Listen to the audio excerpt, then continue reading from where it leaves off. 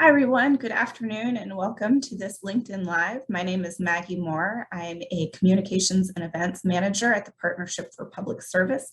I also manage the Samuel J. Heyman Service to America Medals Award Program.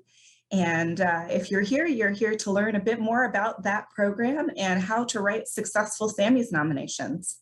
I will start by going over to my slides, giving you a brief history about the Sammies, and then delving deep into nomination writing. So a little bit about the Sammies. The Samuel J. Heyman Service to America Medals, also known as the Sammies for short, are named after our co-founder, Sam Heyman. And the origin story of this award program is that we believe that the story of all of the wonderful work of the federal government does to keep us safe, healthy, and prosperous often goes untold or unheard. In fact, our government is powered by dedicated public servants working in cities and towns across the United States to support and improve our daily lives. And this medal, the Sammies, honor these exceptional public servants that keep our nation running and moving forward.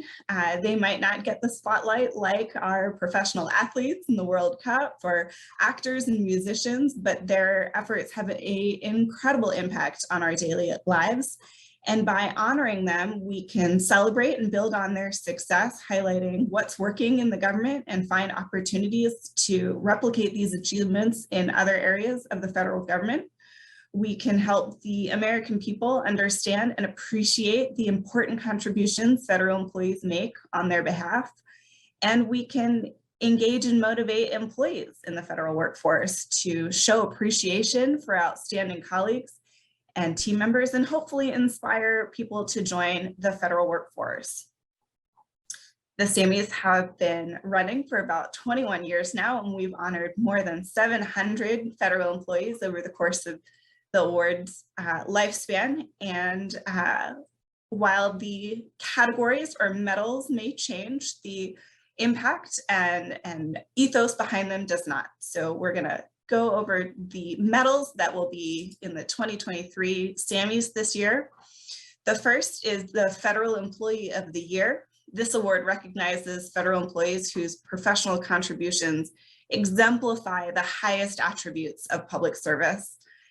Note that we do not accept nominations for this category. They are chosen from among the finalists. The Paul A. Volcker Career Achievement Medal is a medal that recognizes a federal employee for leading a significant and sustained accomplishments throughout their federal career. The nominee must have worked at least 20 years in the federal workforce as of January 1st, 2023. Next is our Emerging Leaders Medal. This medal recognizes young federal employees who've made an important contribution early in their professional careers. They must be 35 years of age or younger as of January 1st, 2023, in an effort to show that you don't have to work 20 years in the government to make a difference. So these are our young and rising stars. The next medal is Safety, Security, and International Affairs. It is for a significant accomplishment in fields related to these sectors, ranging from civil rights and cybersecurity, emergency preparedness and response, border security, counterterrorism, defense, military affairs, intelligence, diplomacy, the list goes on. Next is the Management Excellence Medal. I think this is probably the core of government work. It recognizes a federal employee for demonstrating superior leadership and management excellence through contribution to the nation that exemplifies effective, efficient, and results-oriented government work. There is also the Science, Environment, and Technology Medal, which recognizes a contribution to the nation in activities related to science, technology, environment, which may include biomedicine, economics, meteorology, resource conservation, and space exploration. In addition, there are two more medals that are not on the slide, but are part of the Sammies spectrum. Those include the Spirit of Service Award that is given to a private sector member who makes a significant contribution to public service, and the People's Choice, which is the public's favorite finalist that they vote on once finalists are named. Neither of these are available for nomination as well. All right, so why you're here: to learn more about nominations. A nominee could be an individual or a team, but they must be a career civilian federal employee. Anyone can nominate someone for the Sammies. That could be someone within the government, so an agency leader, a person's supervisor, a colleague, but it could also be your friends, your neighbors, your family members.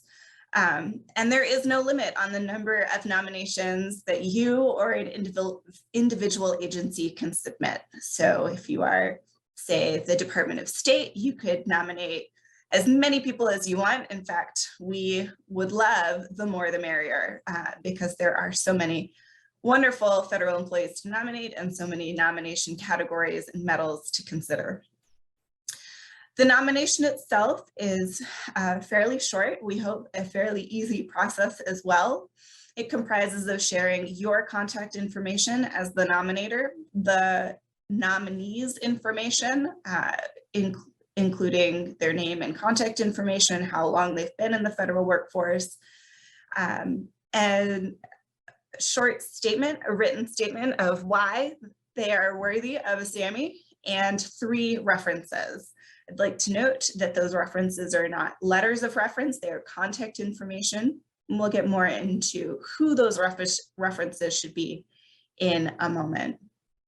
I'd also like to note that the deadline for the 2023 Sammies is fast approaching. I know it's just barely entering December, but it is due in January 13th, 2023. And with the holidays fast approaching, you should probably get started on writing those nominations sooner rather than later. And all of this information and more can be found on our website, servicetoamericamedals.org.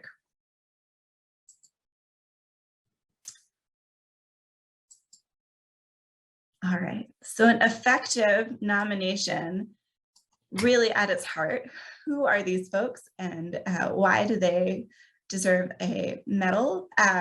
Essentially, we want to know what the accomplishment was.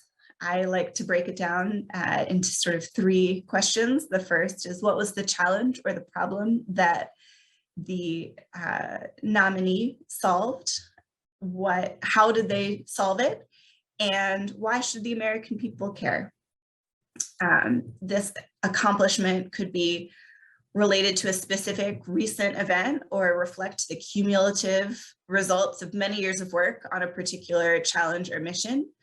But it needs to articulate how the work benefits the American public or the global population.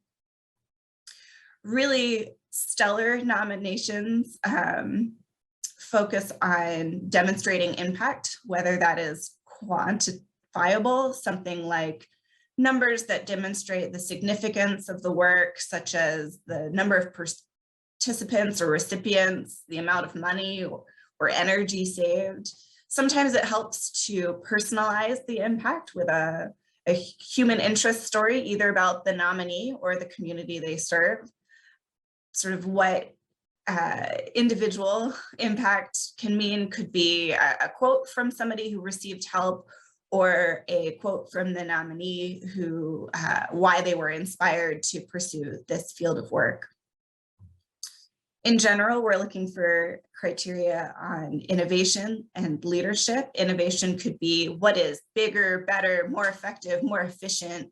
What is new that hasn't been done before? Have they developed a new model or a new process? Has it been replicated elsewhere? Could it be of use in the private sector? Is there a new collaboration between agencies or departments that might not have happened before? And when we say leadership, we mean how does the nominee achieve results from their team? How did they recruit, inspire the next generation of agency employees? How do they mentor and pay it forward to advance or tackle new challenges? And I should also note that while I've been saying nominee, it could be an individual or it could be a team. And a team could be as big or as small as possible, but we only recognize 3 individual names to represent the team. Finally, as always, the plain and simple language is always going to be helpful. If we cannot understand what the accomplishment is, it makes it hard to evaluate and move forward for medal consideration. So that means avoiding acronyms or insider jargon. Assume that our review teams have little expertise or familiarity with specific topic areas. I like to say, write a nomination as if you're writing it for my grandmother in Fort Worth, Texas, who is wonderful and fabulous, but she has no idea what bureaucratic processes are like in DC. She just wants to know, in plain language, what it is I do for a living, or in this case, what it is the Sammy nominee is doing to make a difference. And as I said before earlier, we have 3 references as part of the nomination. Good references usually include a supervisor or a high-level official who can verify the nominee's employment status and give the agency's stamp of approval. You'll definitely want someone who really knows the nominee or the work, who can explain the nomination details, help us understand the true nature and scope of the accomplishment. This could be a supervisor, but it could also be a beneficiary who has received support directly from the result of this work. And another reference that I always like to look for is someone outside of the government, whether that is in the private sector, nonprofit, academia. Consider having someone not affiliated with the agency or the federal government who can endorse the nominee and their work as a third-party recognition. And finally, name recognition matters. If possible, include the head of an agency, a corporate representative, or a foundation head. This person might not have personal relationship with the nominee, but is willing to give their strong endorsement. And the timeline, as I said, nominations are due in January. The deadline is January 13th. After that, we will be reviewing nominations inside the Partnership for Public Service, and we'll announce the finalists in May, the first week of May for Public Service Recognition Week. After finalists are announced, the People's Choice voting begins, and a number of media opportunities and events will take place over the course of the summer to help shine spotlights on all of the finalists. We typically have around 30 finalists to tell their stories, and do that in a variety of ways, ranging from local good government interviews, news stories, TV interviews, but also last year we went to a Nationals baseball game here in the DC area, and folks were able to step on the field and wave as part of Federal Workforce Appreciation Day. Lots of good and fun opportunities to tell our story. And then in July, we will announce the People's Choice winner. And in October, we will announce the winners of each of the medal categories at our Black Tie Awards Gala at the Kennedy Center.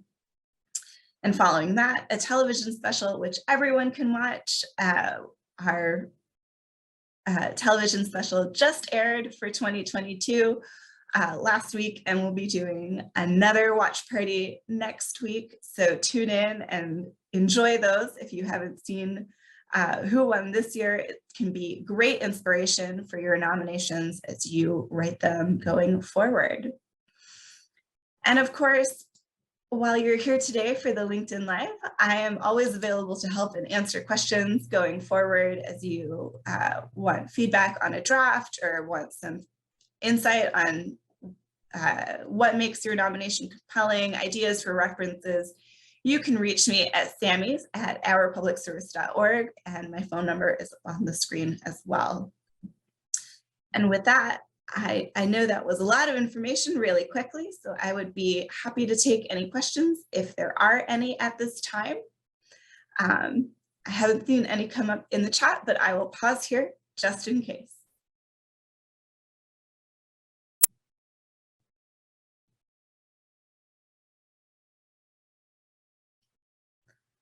All right, well, again, you have my contact information. All of this information and more is available on our website at servicetoamericametals.org. You can reach me again at Sammies at ourpublicservice.org, and I wish you luck in wonderful nominations that should be coming in early next year. I can't wait to tell their stories as part of the Samuel J. Heyman Service to America Metals class of 2023. Thank you so much, everybody.